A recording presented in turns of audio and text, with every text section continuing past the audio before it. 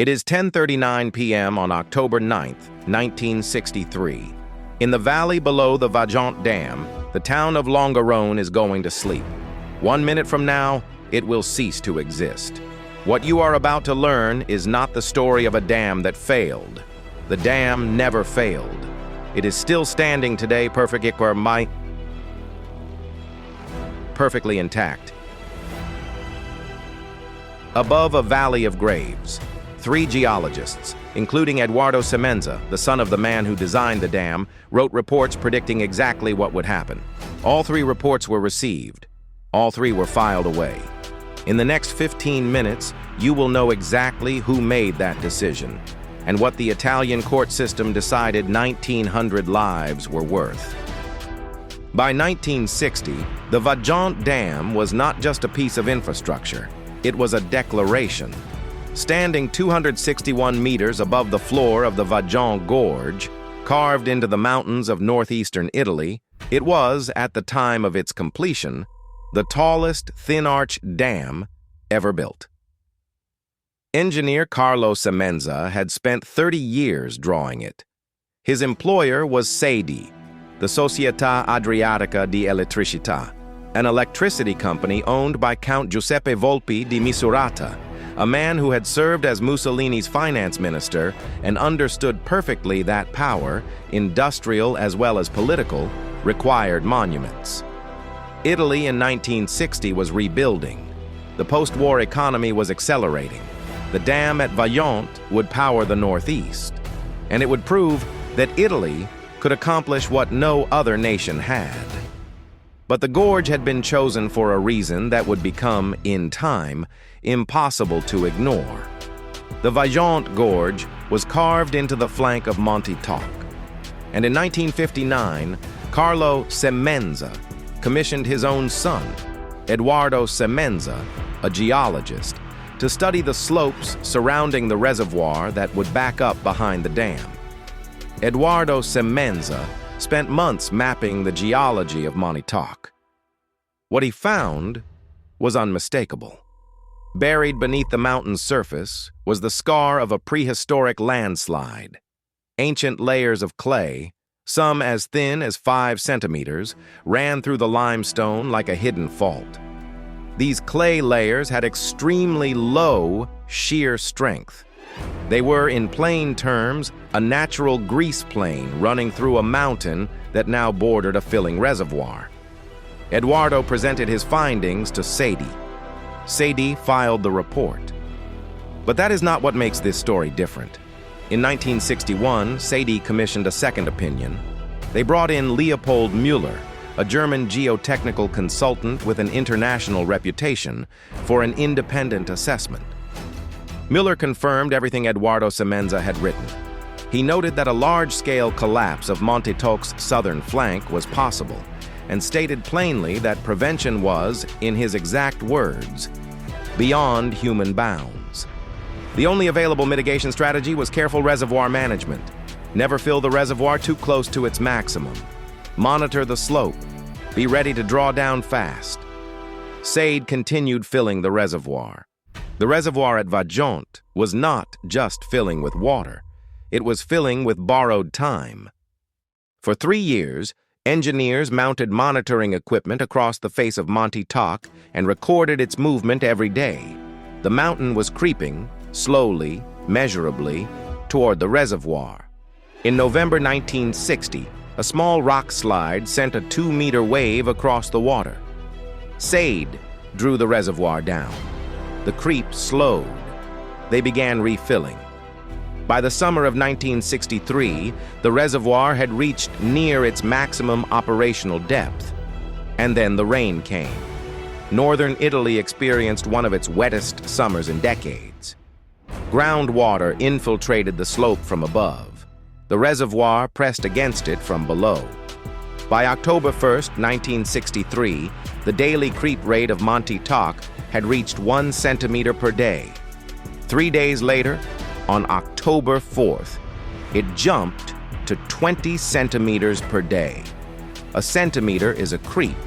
20 centimeters per day is a mountain in motion. The engineers on site knew the situation was no longer recoverable. On October 8th, one full day before the collapse, the mayor of Rewrote posted a public notice warning residents in his hillside village above the reservoir that wave activity was anticipated. The mayor of Casso issued an evacuation manifesto, but the engineers gave Longarone a different message. Maybe a little water over the dam, residents were told. Nothing to be alarmed about. Longarone received no evacuation order. On the afternoon of October 9th, with Montauk now moving at 80 centimeters per day, engineers made a final decision: initiate an emergency drawdown. Open the bypass tunnel. Pull the water level down before the mountain reached the breaking point. The mountain reached the breaking point first. At 10:39 p.m., 22:39 Central European Time, the southern flank of Montauk let go. 260 million cubic meters of rock entered the reservoir in 45 seconds. That is a block of material roughly 2 kilometers wide and 1 kilometer deep, moving at speeds of up to 110 kilometers per hour, the velocity of a highway car, plunging into a body of water with nowhere to go but up.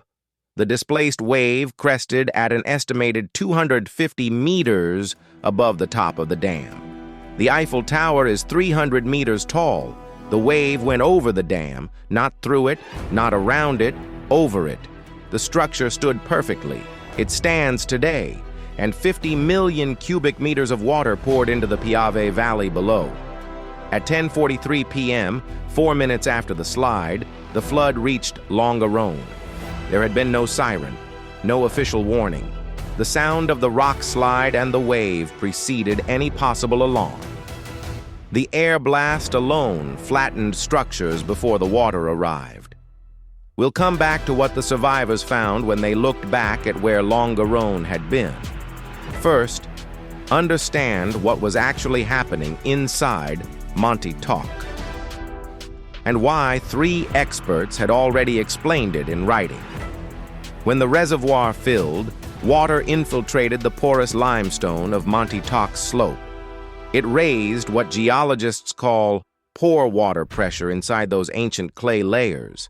That pressure systematically reduced the effective friction holding the rock mass in place. The mathematics of it, the ratio between the gravitational load of the rock above and the friction in the clay below, had been trending in one direction for 3 years. A wet summer pushed it past the threshold. This was not unpredictable. It had been predicted twice in writing. Not a single formal slope stability analysis of Montauk had been legally required by Italian dam regulations at the time. SADE had commissioned informal assessments, and then they had managed the reservoir as though the warnings were a matter of opinion, not physics. The bypass tunnel, built in 1961, the one specifically designed to allow drawdowns without losing reservoir capacity, was open when the mountain fell. It was too late by approximately 72 hours.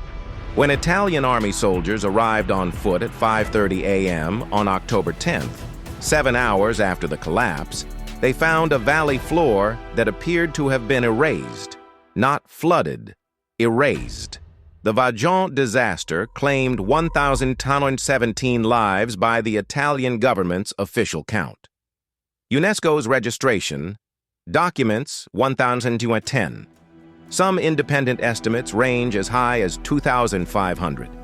The uncertainty is permanent. Approximately 400 bodies were never recovered.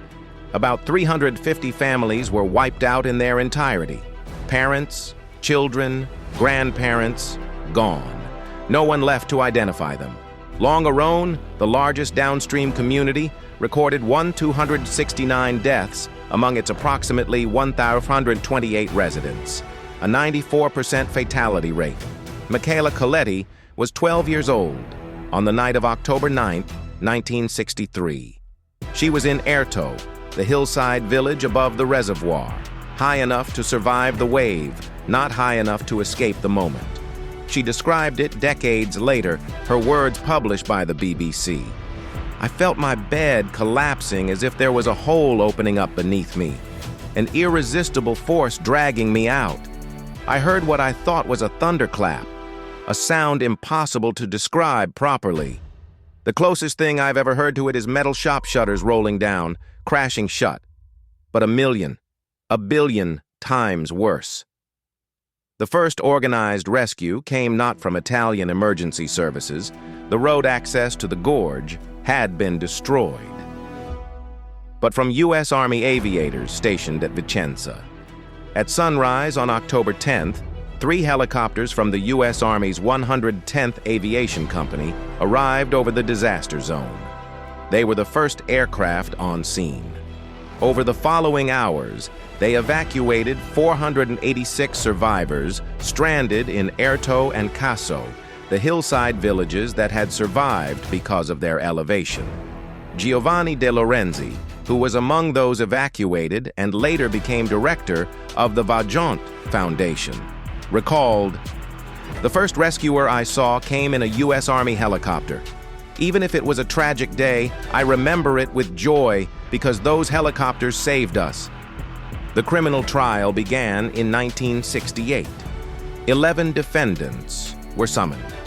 The proceedings were held in L'Aquila, hundreds of kilometers from Belluno, the local province, a decision that severely limited the ability of victim families to attend and observe.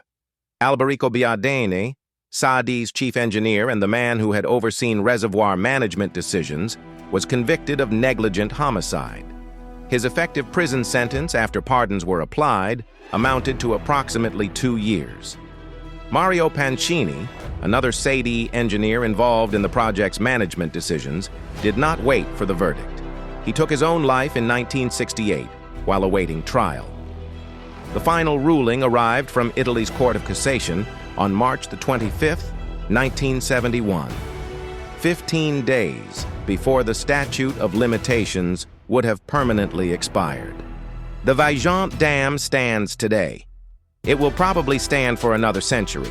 If you drive into the gorge and look up, it is the first thing you see.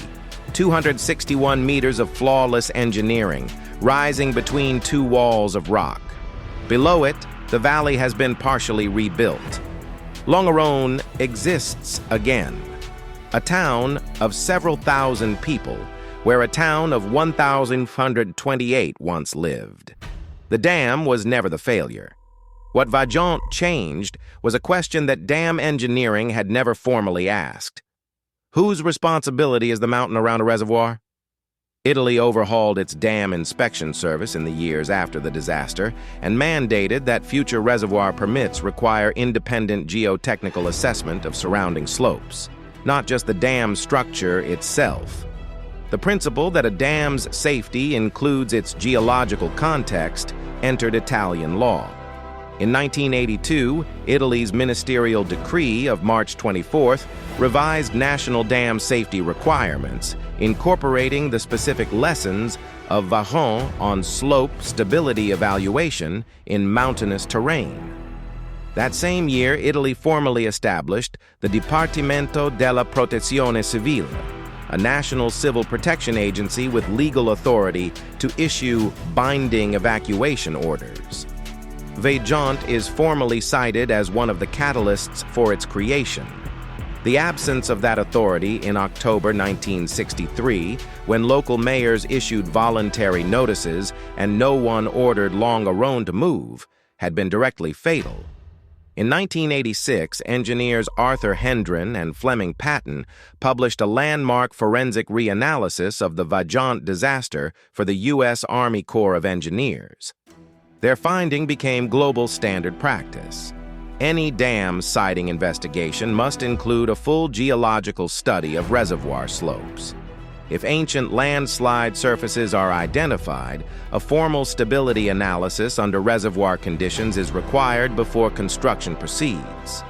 That requirement now appears in the guidelines of the International Commission on Large Dams, the body whose standards govern dam engineering in more than 100 countries. In 1997, 34 years after 1917 people did not survive the night of October 9th, Italian courts ordered Montedison, the corporate successor to SADE's parent company, to pay reparations to the surviving municipalities. In 2023, UNESCO registered the 250 folders of criminal proceedings from the Vajont trial in its Memory of the World program, the same program that preserves the Magna Carta and the Gutenberg Bible. The complete record of what was known, who was warned, and what was decided is now an object of permanent international preservation. Edoardo Semenza, who mapped the ancient landslide surface in 1959, who handed the report to his father's company, who watched the reservoir fill for 3 more years, died in 2002. His geological analysis of Monte Toc is now considered foundational reading in reservoir geotechnics. He was right. He was right in 1959. He was right for 4 years before the mountain proved it. The Vajont disaster does not teach that engineers were incompetent. It teaches something harder, that when knowledge is inconvenient, when the cost of acting on it exceeds the cost of filing it, institutions have a remarkable ability to wait. 3 geologists, 3 written reports, all accurate, all archived, 117 people paid for the filing.